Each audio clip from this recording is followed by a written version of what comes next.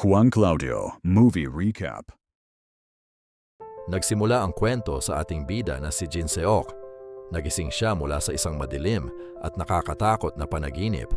Ngunit kahit gising na ang kanyang diwa, bakas pa rin ang takot at pagtataka sa kanyang mukha. Pakiramdam niya kasi, totoong-totoo ang panaginip na yon. Kasalukuyan silang bumabiyahe buong pamilya papunta sa bago nilang lilipatang bahay. At nang makarating na nga sila, lalong nagbago ang pakiramdam ni Jin Seok. Ang bagong bahay na ngayon pa lang niya dapat matatapakan ay tila pamilyar na pamilyar sa kanya. Parang napuntahan na niya ito noon. Dito naman natin makikilala ang kanyang nakatatandang kapatid, si Yoo Seok.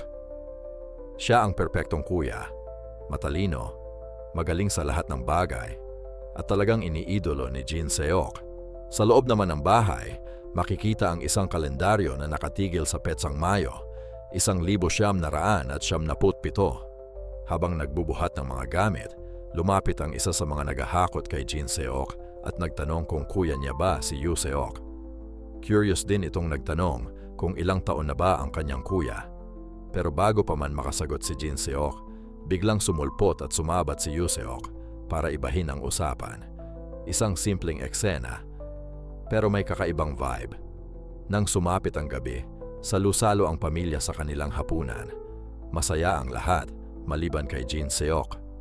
Sa gitna ng kanilang kwentuhan, may kakaibang tunog na narinig si Jin Seok mula sa itaas ng bahay. Galing mismo sa loob ng bakanteng kwarto. Ang kwartong mahigpit na nakalock at pinagbabawalang buksan. Tinanong naman niya ang kanyang pamilya kung may narinig ba sila. Ngunit sabi ay wala naman. Baka kulog lang dahil malakas ang ulan sa labas ang narinig niya. Nang gabing iyon, habang nakikinig ng musika si Jin Seok, muli na namang may narinig siyang kakaibang ingay mula sa loob ng kwartong pinagbabawalang buksan. Ngunit bago pa man niya tuluyang maipihit ang doorknob, bigla siyang pinigilan ng kanyang kuya. Isang gabi, habang nagpapalipas ng oras sa isang park si Jin Seok kasama ang kanyang kuya, isang bangungot ang naganap sa harap mismo ng kanyang mga mata. Biglang may humintong van at marahas na kinidnap ang kanyang kuya. Sa gitna ng takot at kaba, pilit na tinandaan ni Jin Seok ang plate number ng sasakyan. Karipas siya ng takbo pa uwi para isumbong sa kanyang mga magulang ang nangyari. Pero dahil sa tindi ng shock at trauma, biglang nawala ng malay si Jin Seok. Agad na rumesponde ang mga pulis para mag-imbestiga. Ikinuwento ni Jin Seok ang bawat detalye, kasama na ang plate number na kanyang tinandaan. Pero laking gulat niya nang hindi siya paniwalaan ng mga investigador.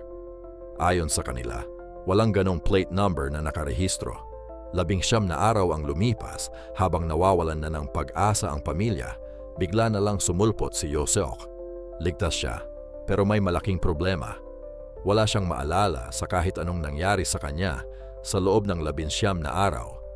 Masaya ang lahat sa kanyang pagbabalik, pero may isang maliit na detalyeng nakapukaw sa pansin ni Jin Seok. Bago pa man itong makidnap, pilay ang kaliwang paa ng kanyang kuya.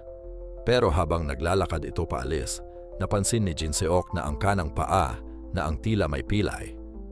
Nang tanungin niya ito, ngumiti lang ang kanyang kuya at sinabing baka na malikmata lang siya. Pero dito na nagsimulang magbago ang lahat. Isang gabi, nagkunwaring tulog si Jin Seok para pakiramdaman ang kanyang kuya. Dahan-dahang lumapit si Yoo Seok, kumuha ng isang matulis na lapis at akmang itutusok ito sa mismong mata ni Jin Seok.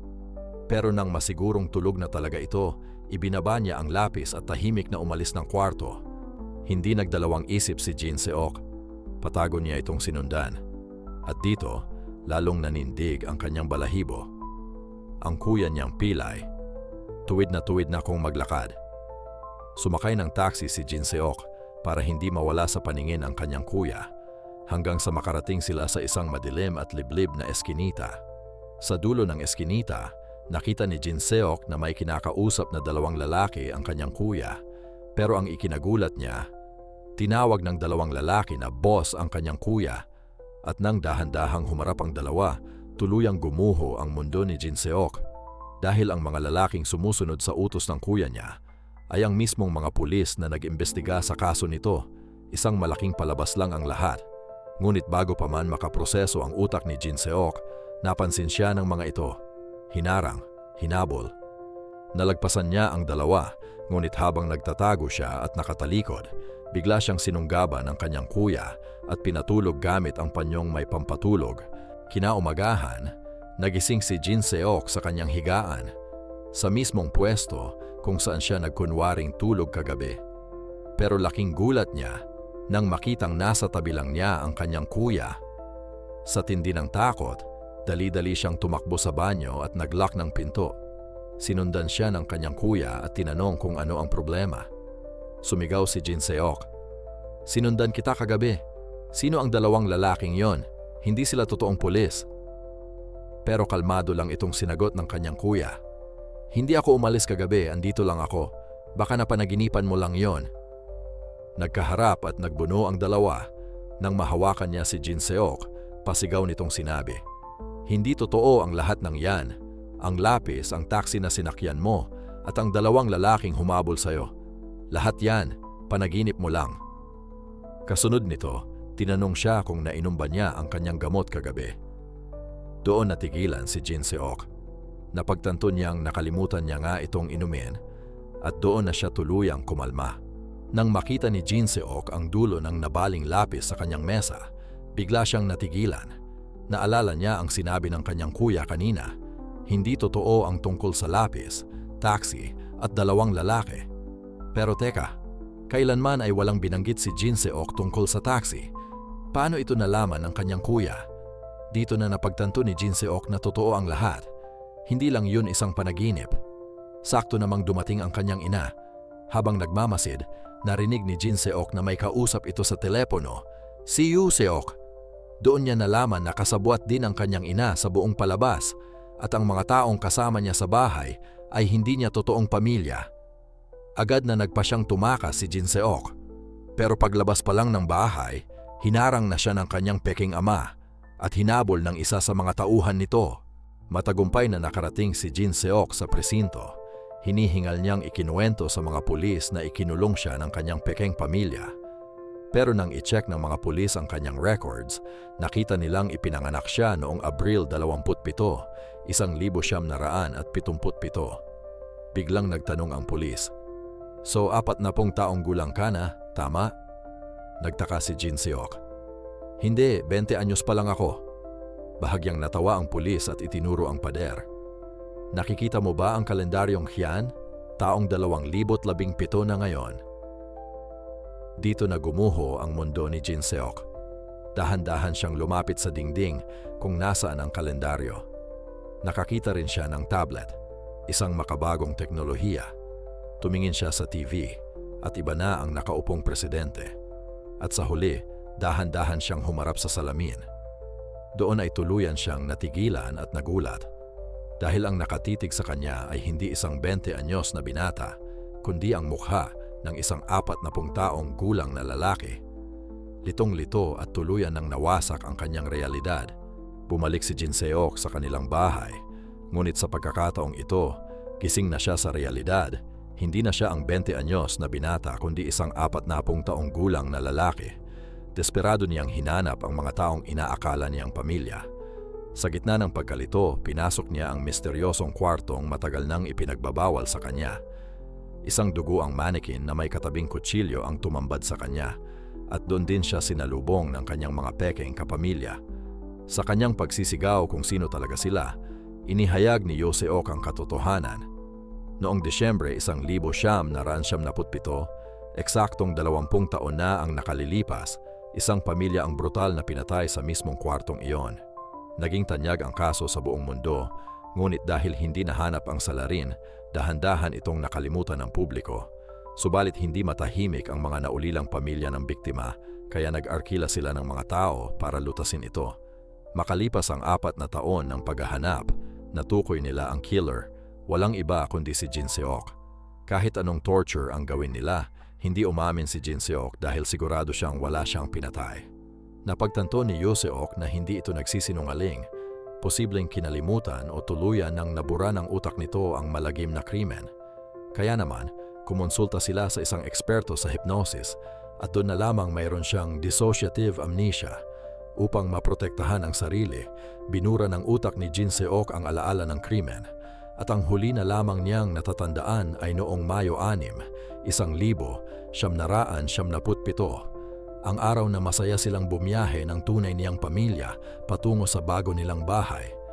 Dito nagpasya ang mga nag-imbestiga na magpanggap at muling buuin ang araw na iyon sa pag-asang mapipilitan ang kanyang utak na ibalik ang alaala ng kanyang pinagdaanang gabi. Ang gabing maulan na isinagawa niya ang kanyang krimen. Dito na ipinakita ang detalye ng kanilang plano, ang muling ibalik ang eksaktong gabi ng malagim na pagpaslang sa dalawang babae sa loob ng bahay na iyon. Dahil nangyari ang krimen sa isang maulan na gabi, sinetap nila ang lahat, mula sa dugo ang mannequin, sa piano na may mancha ng dugo, maging ang tugtog na mismong naririnig noong oras na iyon. Isang gabi habang umuulan, magkasama sa parke si Jin Seok at ang kanyang kuya. Handa na ang lahat para isakatuparan ng plano, subalit biglang naantala ang operasyon ng arestuhin at hilingin ng mga pulis si Yo Seok dahil sa isang nakaraang kaso nito. Bagamat nasira ang plano, mapalad silang naniwala si Jin Seok na kinidnap lamang ang kanyang kuya. Makalipas ang 19 na araw, nakalaya si Yo Seok at handa na sanang ituloy ang naudlot na operasyon. Subalit pagtingin niya sa kanyang telepono, nalaman niyang hindi uulan sa gabing iyon. Isa itong malaking problema dahil upang gumana ang hypnosis at bumalik ang alaala ni Jin Seok, kailangang maging perpekto ang lahat. Kailangang pumatak ang ulan, eksakto sa gabi ng totoong krimen. Habang nasa loob sila ng umaandar na sasakyan, tinanong ni Yo Seok si Jin Seok kung naniniwala na ba ito sa katotohanan. Sagot ni Jin Seok, posibleng totoo ang lahat, ngunit sigurado siyang hindi siya isang mamamatay tao. Sa gitna ng takot, biglang binuksan ni Jin Seok ang pinto at tumalon habang umaandar ang sasakyan. Sa paghahabol, bumangga sa puno sina Yo Seok, habang si Jin Seok naman ay nabundol ng isang van habang tumatawid sa kalsada. Habang naghihingalo sa ospital, unti-unting bumalik ang kanyang tunay na alaala. Naalala niya ang masayang araw kasama ang kanyang pamilya na nauwi sa isang malagim na aksidente kung saan agad namatay ang kanyang mga magulang, habang ang kanyang totoong kuya ay kritikal at nangangailangan ng agarang operasyon. Dahil sa matinding krisis sa ekonomiya ng Korea noong panahong iyon, desperadong naghanap ng pera si Jin Seok para sa ospital. Isang misteryosong mensahe sa computer ang nag-alok sa kanya ng trabaho, ang pumatay ng isang tao kapalit ng malaking salapi. Dahil ginigipit na ng doktor, tinanggap ito ni Jin Seok. Sa telepono, mahigpit ang bilin ng kliyente na ang ina lamang ang dapat patayin at huwag na huwag gagalawin ang dalawang bata. Ngunit pagpasok niya sa bahay, nagkagulo ang lahat. Aksidente niyang napatay ang anak na babae nang sumigaw ito, kaya sa takot at pagkalito, napatay na rin niya ang ina. Habang papalabas, nakita siya ng bunsong anak na lalaki. Upang patahimikin ito, sinabihan niya ang bata na pumasok sa kwarto at magbilang ng 1 hanggang 100 ng 10 beses. Bago tuluyang makalabas, napansin ni Jin Seok ang isang larawan ng pamilya. Doon niya natuklasan ang malupit na katotohanan. Ang ama sa litrato na nag-utos na ipapatay ang sariling asawa ay walang iba kundi ang doktor ng kanyang kuya. Matapos ang krimen, tumawag ang batang anak sa kanyang amang doktor. Laking gulat at sisi nito nang malaman na pati ang kanyang anak na babae ay nadamay at napatay. Hindi nagtagal, nagkaharap si Jin Seok at ang doktor sa isang rooftop. Mangiyak-ngiyak na tinanong ni Jin Seok kung bakit nito nakuha na ipapatay ang sariling asawa. Galit at pasigaw na sumagot ang doktor. Sakripisyo raw ito para sa pamilya dahil kailangan nila ang pera mula sa insurance para hindi sila maghirap. Sinumbatan niya si Jin Seok. Kung ginawa ni Jin Seok ang pagpatay para iligtas ang kanyang kuya, ginawa rin niya ito para sa kanyang mga anak. Ngunit sinira ni Jin Seok ang lahat ng madamay ang anak niyang babae. Sa tindi ng galit, pinalaan ng doktor si Jin Seok na mamamatay rin ang kuya nito. Sinakmal niya sa leeg si Jin Seok at pilit na itinulak para ihulog sa dulo ng building. Ngunit nabaligtad ang sitwasyon. Ang doktor ang nawala ng balanse at nahulog. Pilit pa itong iligtas ni Jin Seok, ngunit nadulas ang kapit ng kanilang mga kamay. Tuluyang nahulog ang doktor at namatay. Sa puntong iyon, tuluyan nang gumuho ang mundo ni Jin Seok. Isang matinding depresyon at kabaliwan ang lumalamon sa kanyang pagkatao. Balik sa kasalukuyan, habang naghihingalo si Jin-seok sa kama ng ospital, dahan-dahang lumapit si Yusok. Hawak ang isang iniksyon na may lason. Akma niya itong itutusok sa dextrose ni Jin-seok upang tapusin na ang lahat. Subalit natigilan siya nang magsalita si Jin-seok at sabihin mo sa pamilya ng biktima, deserve kong mamatay. Dito na binitawan ni Yusok ang lason at galit na kinompronta ang matanda. Pinuhos niya ang lahat ng tanong. Bumalik na ba ang alaala mo? Bakit mo sila pinatay? Sino ang nag-utos sa'yo? Ang asawa ba ng biktima para sa insurance? At sa huli, nanginginig niyang itinanong kung natatandaan pa nito ang bilin ng killer sa isang bata noon na magbilang lang ng 1 hanggang 100 ng 10 beses at ibabalik ang kanyang ina at ate. Sa madilim na revelasyong ito, lumabas ang katotohanan. Si Yosok ay walang iba kundi ang batang lalaking nakaligtas noong gabing iyon. Matapos ang krimen, kinuha ng mga kamag-anak ang kanilang pera, kaya lumaki siya sa ampunan, baon ang sumpa na hahanapin ang pumatay sa kanyang pamilya upang maghiganti. Mangiyak-ngiyak na humingi ng kapatawaran si Jin-seok. Tinanong siya ni Yosok kung ang sarili nitong ama ang utak sa krimen. Ngunit upang protektahan ang natitirang alaala ng bata sa kanyang ama, nagsinungaling si Jin-seok at sinabing ginawa niya ang pagpatay para sa sarili niyang kapakanan. Bagamat alam ni Yosok sa kanyang sarili na ang ama nga niya ang nagpapapatay para sa insurance, hindi na siya nakaimik.